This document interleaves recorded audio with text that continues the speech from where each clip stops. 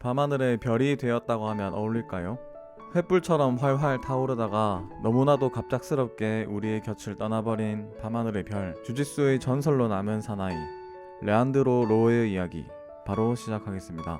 레안드로 로를 한마디로 설명드리자면 개쩌는 탑플레이와 처절하기까지 한 열정으로 세계 타이틀을 무려 8번이나 차지했던 말 그대로 전설 중의 전설입니다. 2011년부터 2022년까지 활동하며 라이트, 미들, 미디엄 헤비, 그리고 헤비급에서 IBJJF 월드 챔피언십에서 총 8번의 우승을 했었고요. 저번 마르셀로 가르시아와 마찬가지로 주짓수 종목 특성상 복싱처럼 체급이 촘촘하게 세분화되어 있지 않기 때문에 한 체급만 월장을 한다고 하더라도 엄청난 도전이라고 볼 수 있습니다. 그리고 커리어 동안 무려 300경기가 넘을 만큼 자주 그리고 꾸준히 성적을 냈기 때문에 레안드로 로라고 하면 누구나 존경하는 그런 선수라고 할 수 있겠습니다. 1989년 5월 11일생, 한국 나이로 34세인 레안드로는 브라질 상파울로에서 태어났습니다. 그의 주짓수 스승은 시세리오 코스타입니다. 시세리오 코스타는 2000년대 브라질에서 활동한 주짓수 선수로 평소 겸손한 인성과 더불어 항상 사회공헌 활동에 관심이 많았습니다.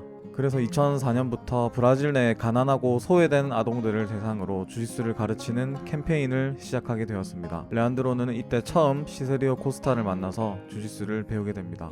여느 전설들의 이야기가 대부분 그렇듯 타고난 운동선수였던 레안드로는 이듬해인 2005년에 바로 월드 챔피언십 문디알 주니어 부문에서 우승을 하게 됩니다. 레안드로라고 하면 유명한 게임 스타일인 로우 가드, 즉 스파이더 가드와 델라이바 가드를 섞어서 운영하는 가드 플레이를 그 당시에도 주특기로 썼었다고 합니다. 레안드로가 퍼플 벨트일 때는 이미 스파이더 가드에서 비롯되는 트라이앵글 초크로 유명세를 떨쳤는데요. 그러던 중 경기 도중에 큰 부상을 입어서 경기를 아예 못 나가게 된 적이 있었다고 합니다. 그때 레안드로는 이거 가드만 하다가 골병 들겠구나 싶어서 그때부터 탑 게임에 본격적으로 관심을 가지게 되었습니다. 그때 장착한 그의 탑 플레이는 지금도 주짓수 하이라이트 영상을 틀면 항상 나오는 장면이 될 정도로 강력하고 유명한 기술이라고 할 수 있겠습니다. 모든 월드 클래스 선수들이 대개 그렇듯 레안드로 선수도 대표적인 올라운드형 선수 중 하나라고 할 수 있습니다. 그 중에서도 레안드로는 가드에서는 상대방의 소매 깃을 잡고 운영하는 마치 거미가 먹잇감을 매다는 모습을 연상케 하는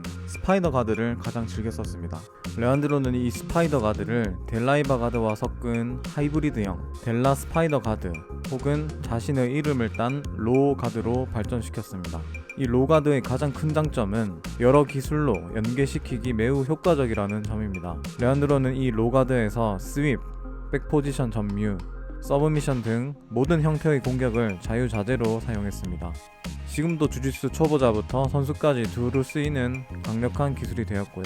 레안드로는 이 기술을 체급 불문, 힘이 세건 약하건 무조건 성공시키는 무적의 기술로 발전시켰습니다. 상대방이 모르는 기술로 공략하는 것도 좋지만 레안드로가 강한 이유를 꼽으라면 이렇게 알고도 못 막는 기술로 상대를 요리할 줄 아는 선수였다는 겁니다.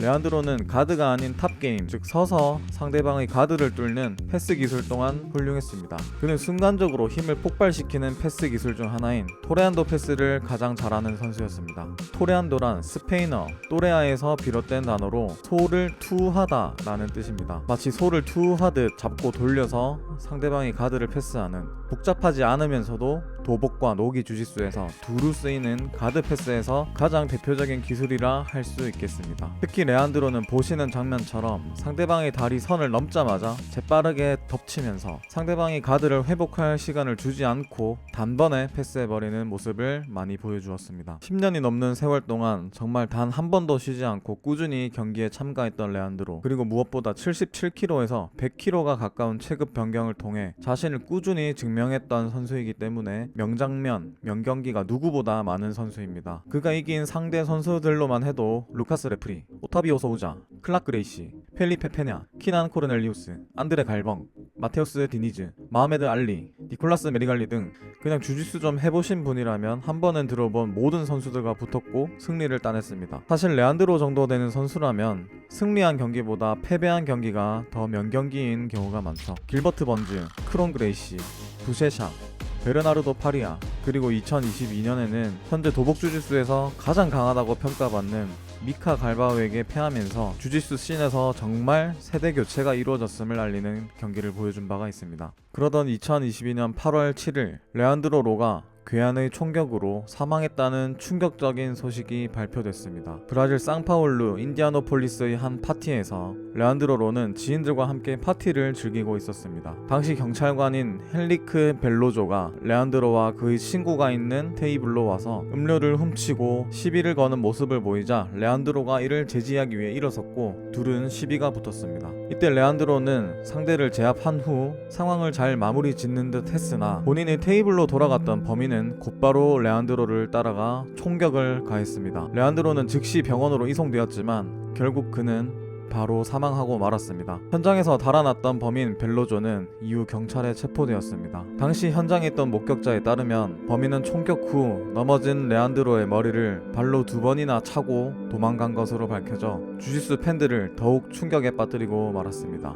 한국이라면 상상도 할 수 없을 총격 사건이기도 하지만 신체적으로나 정신적으로 끊임없이 단련된 주짓수 선수조차 무서운 살상 무기에서는 무기력할 수밖에 없다는 사실이 더욱 슬프고 허무하게 다가옵니다. 돌아오는 8월 그가 하늘의 별이 된 지도 벌써 1년이 다 되어가는데요. 단순히 주짓수 챔피언이 아니라 그가 스포츠와 사람을 대하는 자세는 챔피언 그 이상의 것으로 영원히 우리의 가슴에 남아 빛날 것이라고 굳게 믿습니다. 그가 생전 남긴 말을 마지막으로 이번 영상을 마치도록 하겠습니다.